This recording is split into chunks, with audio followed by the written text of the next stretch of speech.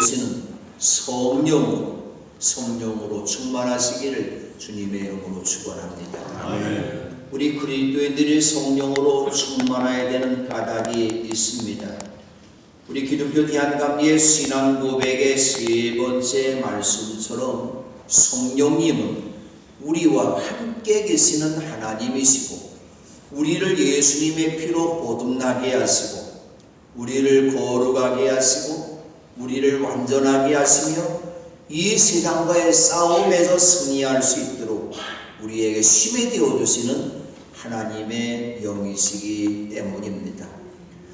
예수님이 12제자들이 예수님을 진실로 사랑하는 여자들과 예수님의 어머니 마리아와 예수님의 동생들과 함께 120명의 사람들이 마가의 다락방에 모여서 한마음으로 기도에 힘썼는데 바로 누가는 이들을 형제들이다, 신자들이라 그렇게 불렀습니다. 또 신자들이 함께 기도할 때 모두 성령으로 충만하게 되어서 성령이 시키시는 대로 각각 방언으로 말하기를 시작할 때 세계 각국에서 예루살렘에 와서 살고 있는 유대 사람들이 각각 자기네 지방의 말로 제자들이 말하는 것을 듣고서 신기하게 여기고 놀라 어쩔 줄 몰라 하는 사람도 있었는데 더러는 그들을 향해서 뭐라고 말했냐면 그들이 새 술에 취하였다. 막걸리에 취했는지 또 맥주에 취했는지 아니면 오늘 우리말로 하면 양주에 취했는지 어떤 새로운 술에 취한 사람 같다. 그렇게 조롱하면서 말을 했던 것이죠. 그리고 바나바와 바울과 함께 안디옥에서 1년 동안 줄곧 머물면서 모임을 가지고 많은 사람들에게 예수의 복음의 말씀을 가르칠 때 안디옥 사람들이 그들을 향해서 그리스도인이라 이렇게 불러주었어요. 바로 예수님을 주님으로 그리스도로 믿고 하나님 아버지께 기도하고 찬송하고 예배드리고 예수님의 이름을 전하는 사람들을 사도행전에서는 주님의 제자들이다, 사도들이다, 형제들이다, 신도들이다, 세술에 취한 사람이다, 그리스도인이라고 불러주었습니다. 저는 이 이름 가운데서 제일 제 마음에 드는 제일 좋은 이름이 그리스도인이라는 이름입니다. 이 이름이 제 마음에 제일 들어요. 근데 이 이름은 예수님께도 지어주신 이름이 아니에요. 예수를 믿는 성도들끼리 스스로 부른 이름도 아니고 예수를 믿지 않고 있는 불신자들, 그 세상 사람들이 예수님을 믿는 사람들을 보면서 그리스도인이라고 불러준 이름입니다. 여러분 모두가 진정 주님께도 불러주시는 그리스도인이라는 이름, 어쩌면 여러분 주변에 있는 세상 사람들이 여러분을 향해서도 야, 저 사람 그리스도인이야 불림을 받는 여러분 되시기를 바랍니다. 주일날 성경 찬송 들고 교회 나와서 찬송 불고 기도하고 그러면 그 사람이 그리스도인일까요? 안디옥 사람들이 바울과 바나바가 살아가는 모습을 보면서 그리스도의 사람이다, 그리스도처럼 살아가는 사람 낫다. 오늘 우리 좀 다른 말로 바꿔 말하면 저 사람 예수쟁이라 그런 이야기죠. 바로 그리스도는 누굴까요? 예수 그리스도를 믿고 따르는 사람들이고 날마다 그리스도를 닮아가는 사람이고 그리스도와 함께 살아가는 사람이야말로 그리스도인이라 그런 이야기죠. 그러므로 그리스도인들은 육체와 함께 그 정과 욕심을 십자가에 못 박고 사는 거룩한 하나님 나라 백성들이기 때문에 세상에 헛된 영광을 구하기 위해서 서로 격동하거나 투기하지 말아라 그런 이야기죠. 오늘 우리가 세상 사람들로부터 진정으로 그리스도인이라고 불림을 받을 수 있는 우리는 어떻게 살아야 할까요? 첫 번째로 그리스도인은 성령의 인도하심을 따라 살아야 합니다. 여러분들이 신앙생활 할 때 왜 불통합니까? 왜 좌절합니까? 왜 낙심합니까?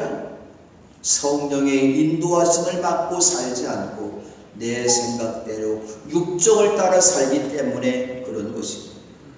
그러므로 우리들이 신앙생활할 때 우리의 신앙생활이 형통하고 승리하기 위해서 오직 하나 성령님께서 인도해 주시는 대로 살아야 된다고 한 것이죠. 예수님께서 십자가의 길을 걸어갔을 때에 제자들은 그래도 예수님을 3년 반씩이나 따라다녔기 때문에 모두가 예수님이 걸어가는 십자가의 길에 함께 동참하여야 되는 것이죠. 근데 예수님이 십자가 길을 걸어갔을 때 제자들은 모두가 실패했는데 그 까닭이 무엇일까요? 성경을 몰라서, 예수님으로도 배움이 좀 덜해서? 아니에요. 오직 하나, 성령의 인도함을 받지 않았기 때문입니다.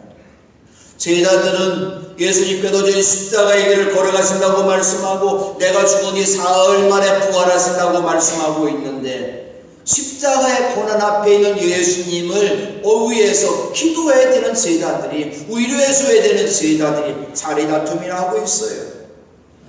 야고보와 요한의 어머니가 먼저 와도 손수를 치죠. 이 어머니가 예수님 앞에 다가와서 절하면서 간청합니다. 예수님, 나의 이 두 아들을 선생님의 나라에서 하나는 선생님의 오른쪽에 또 하나는 선생님의 왼쪽에 앉게 해주십시오. 예수님께서 예루살렘에 입성하셔서 왕이 되신다면, 이스라엘 왕이 되신다면 장관 자리, 그래도 국무총리 자리 하나 달라 그런 이야기죠. 국방부 장관 자리 하나 달라 그런 이야기죠. 이 말을 들은 나머지 10제자들은 자기들만 좋은 자리 차지한다고 분개했던 것이죠. 그렇다면 다른 제자들의 삶도 신실한 삶을 살았을까요? 예수님께서는 십자가 앞에 놓고 너무나 고통스러워서 제자들과 함께 기도하자고 부탁한 것이죠. 얘들아, 나를 좀 위해서 기도해 줬으면 좋겠다. 그런데 제자들은 굴굴 잠이나 자고 있었던 것이죠. 예수님께서 로마 병정이 갚혀질 때에는 제자들 모두가 예수님을 버리고 도망을 가서 달아났어요. 어떤 사람 하나가 잡히게 될 때 자기 겉옷을 벗어 던지고 그냥 맨몸으로 도망갔다 그런 이야기 아닙니까? 베드로는 그래도 수제자죠. 그래도 예수님께서 가야바의 집에 끌려가실 때에 따라는 가기는 갔는데 어떻게 했습니까? 멀찍이 떨어져서 뒤따라갔다 그런 이야기죠. 예수님 가까이 따라가다가 아마도 자기도 예수님처럼 잡혀서 죽을 것 같아서 예수님과 거리를 멀리 두고서 멀리 떨어져서 갔다 그런 이야기죠. 우리의 신앙생활은 예수님을 멀리 떨어지는 것이 아니라 하나님께 가까이함이 나에게 복이라고 하는 말씀처럼 예수님을 가까이 따라가야 될 줄로 믿습니다. 결국 멀찍이 따라가다가 결국 자기 자신의 생명 보호하기 위해서 예수님을 어떻게 했습니까? 3번이나 모른다고 부인했던 것이죠. 신앙생활 배워서 하는 게 아니에요. 제자들이 얼마나 예수님의 말씀을 잘 배웠을까요? 그러나 예수님께서 고난의 십자가를 짊어지시고 골고다 언덕에 올랐을 때는 이 제자들 모두가 예수님과 상관없는 사람이 되었어요. 우리도 마찬가지예요. 우리의 신앙이 여수가 내가 많다고, 내가 못해 신앙이라고, 내가 성경 많이 안다고, 내가 그래도 장로가 되고 내가 목사가 되었다고 신앙생활에 형통하고 승리하는 것이 아니라 그런 이야기죠. 신앙생활에 승리할 수 있는 길은 오직 하나입니다. 성령으로 충만한 사람만이 신앙생활에서 승리할 수 있을 것입니다. 바울 사도가 갈라디아 교회를 향해서 반복해서 권면한 말씀이 16절, 18절, 25절 이 말씀 가운데 계속해서 권면해주고 있는 말씀, 갈라디아 6장 1절까지 연결해야 될 말씀이냐. 성령께서 인도해 주시는 대로 살아가십시오. 성령께서 인도해 주시는 대로 따라 살아가라 그런 이야기죠. 왜 말씀을 했을까요? 17절에 바울이 이렇게 말합니다. 육체의 욕망은 성령을 거스르고 성령이 바라시는 것은 육체를 거스릅니다. 이 둘이 서로 적대 관계에 있으므로 여러분은 자기가 원하는 일을 할 수 없게 됩니다. 육체와 성령은 서로 융화될 수 없는 배타적인 세력으로 한쪽을 자기의 노예로 취부하기 위해서 싸울 수밖에 없다 그런 이야기죠. 그래서 바울은 말하기를 육체의 욕망과 성령이 바라시는 것은 서로 적대 관계에 있다. 우리 말을 쉽게 말하면 원수 관계라 그런 이야기죠. 무엇일까요? 육체는 옛 시대의 세력이고 성령은 새 시대의 세력으로 말하는 것이죠. 신앙생활에는 중립이 없어요. 중용이 좋다고 말하지만 신앙생활은 중립이 없어요.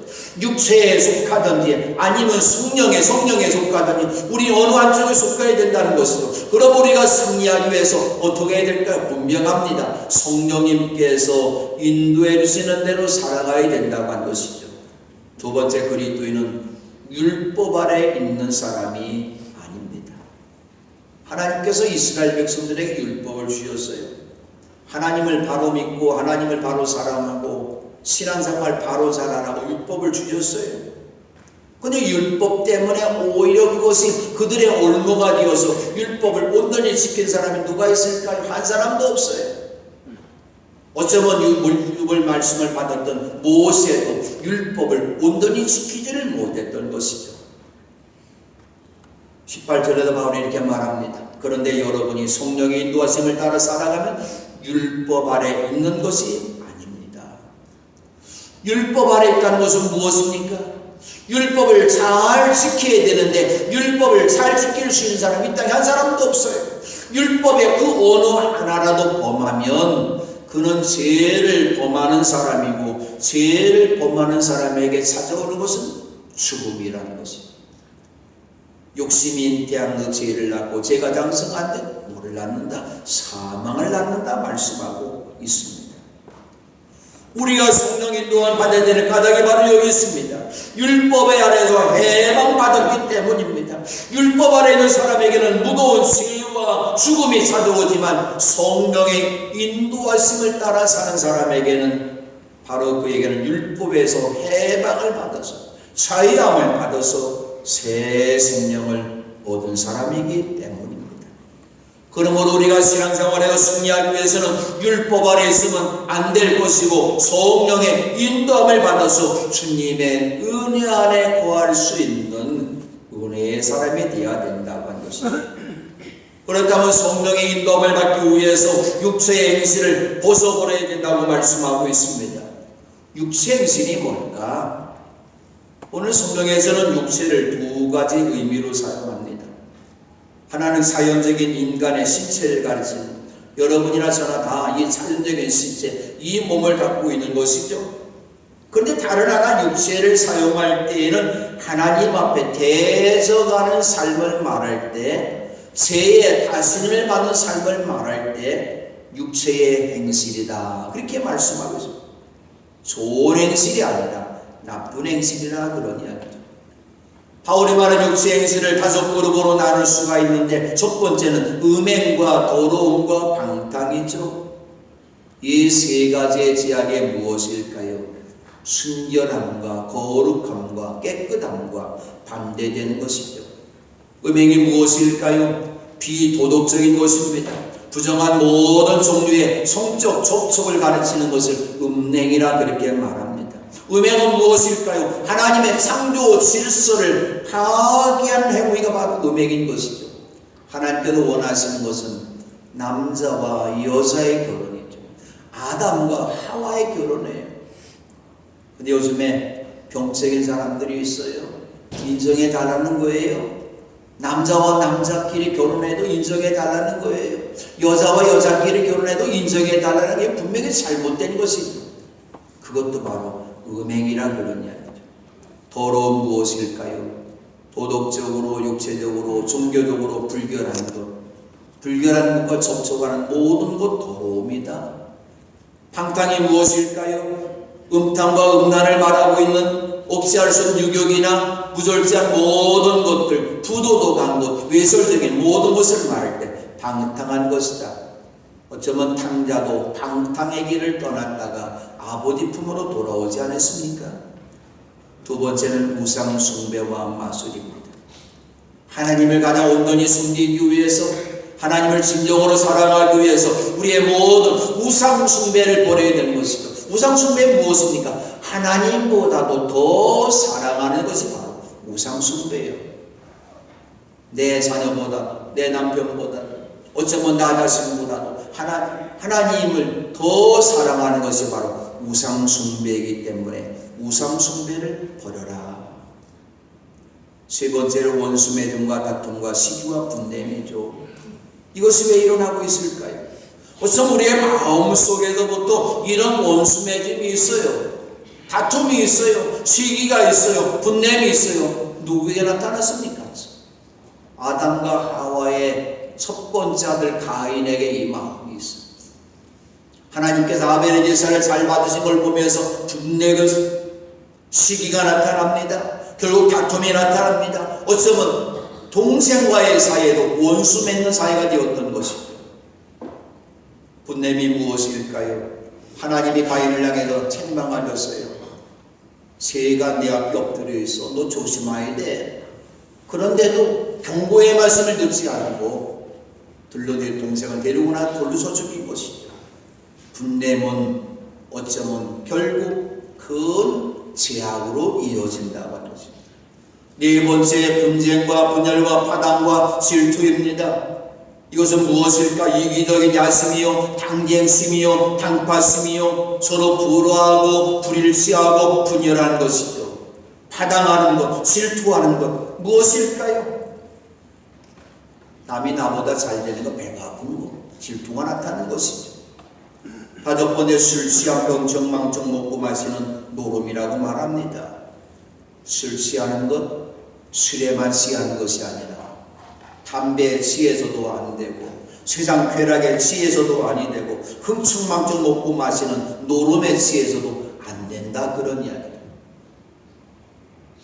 그런데 다른 사본에 보니까 이 질투와 술 취함 사이에 살인이라는 말이 첨가되어 있어요. 살인은 무엇일까요?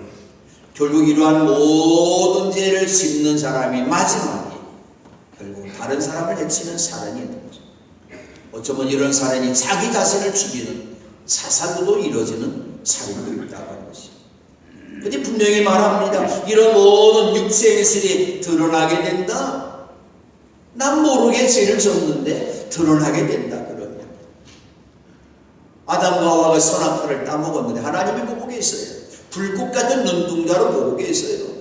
가인이 동생 아벨을 들려대려 쳐도 죽였는데 하나님이 그걸 보고 계시는 거예요. 하나님이 그의 모든 생각하는 것, 말하는 것, 행동하는 것 하나님이 다 알고 계신다.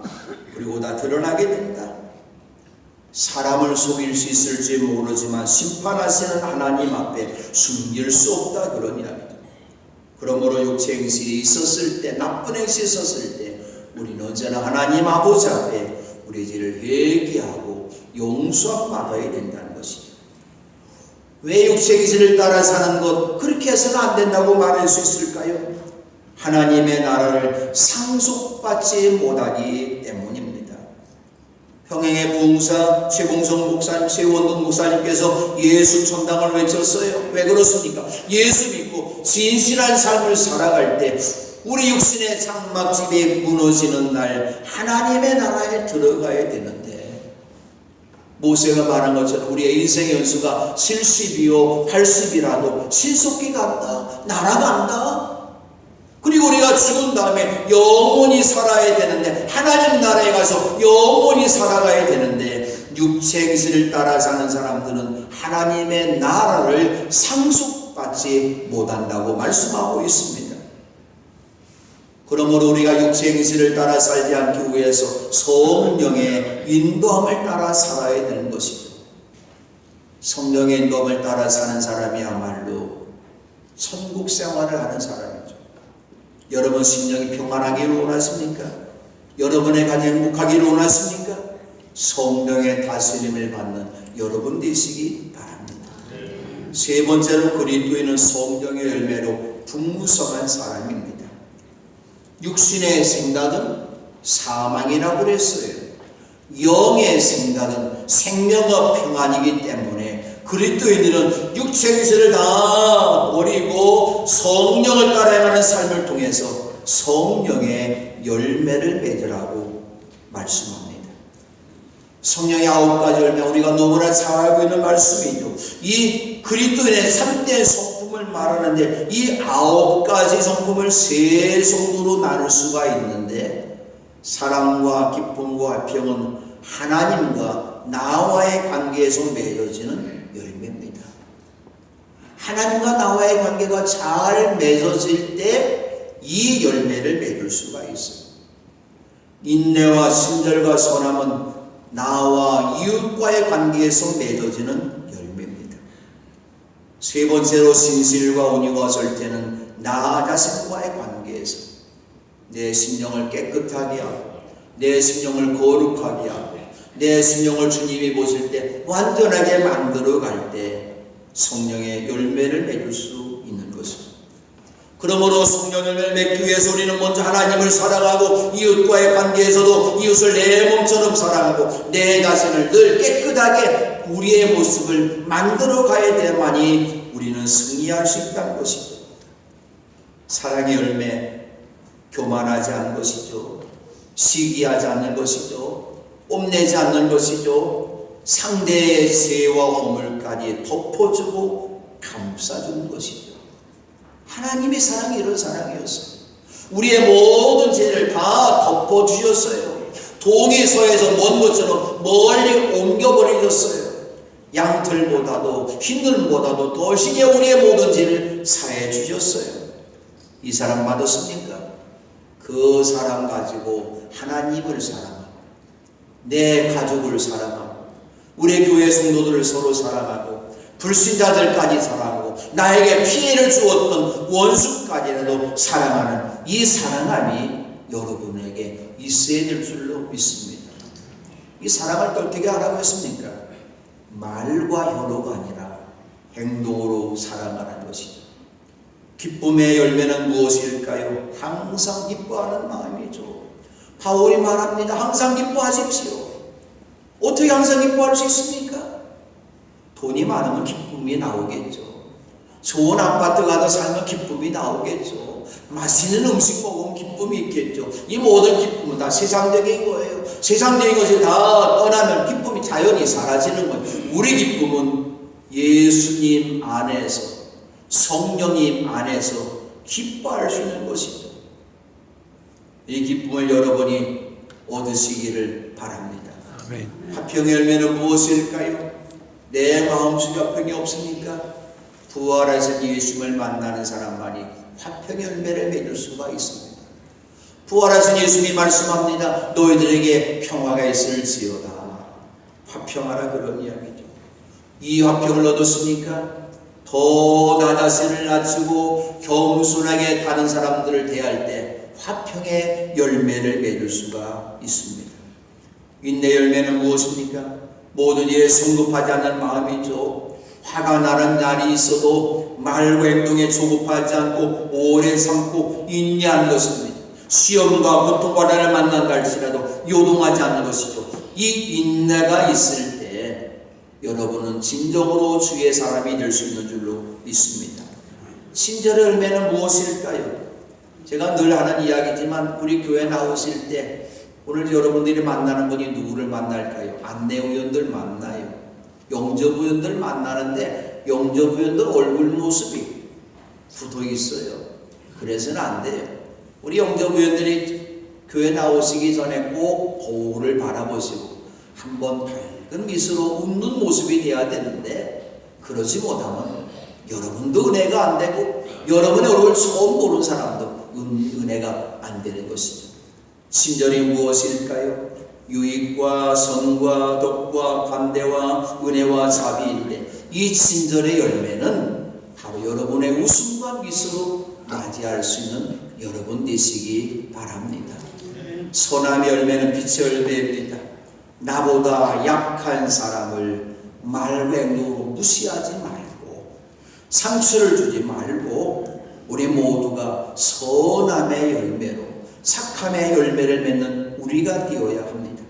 신실히 얼마나 예수님을 그리스도로 믿는 이 믿음을 할 때, 믿음 생활할 때 신실하게 믿어야 된다는 것이죠.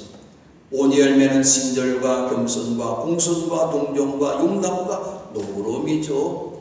예수님께서 사람 육체를 가지고 이 세상에 사시는 동안 우리에게 가장 잘 모범적으로 보여주신 성품이 바로 온유라고 하는 것이죠.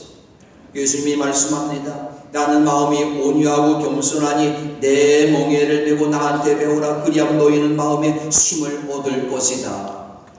예수님은 말씀만 하신 것이 아니라 말씀대로 먼저 모범을 보이시는 삶을 사셨던 것이죠. 십자가 되신 이후에서 예루살렘 입성하실 때도 멍에를 매는 나귀를 타셨는데 어린 나귀를 타셨어요. 사람들은 나 왕이 되기 원하고 다 높아지기 원하는데 온유하신 예수님, 온유의 길을 걸어갔을 때 결국 예수님이 말씀하신 것처럼 온유한 사람은 땅을 차지한다고 말씀합니다. 여러분 모두가 온유 열매를 맺는 여러분 되시기 바랍니다.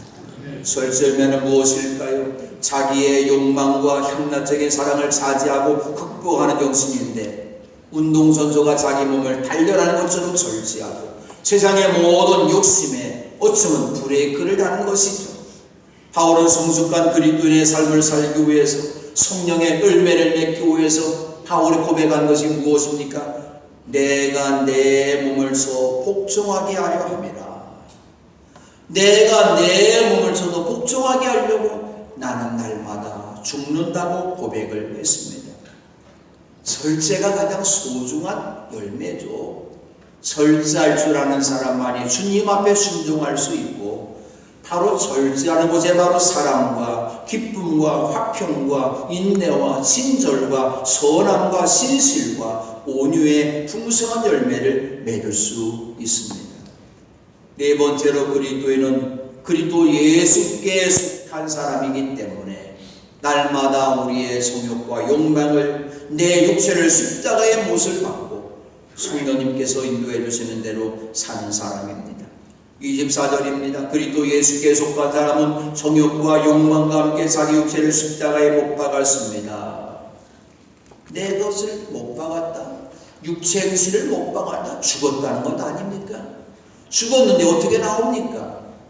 아직도 나를 못 박지 않았기 때문에 육체 행실이 나오는 것이죠.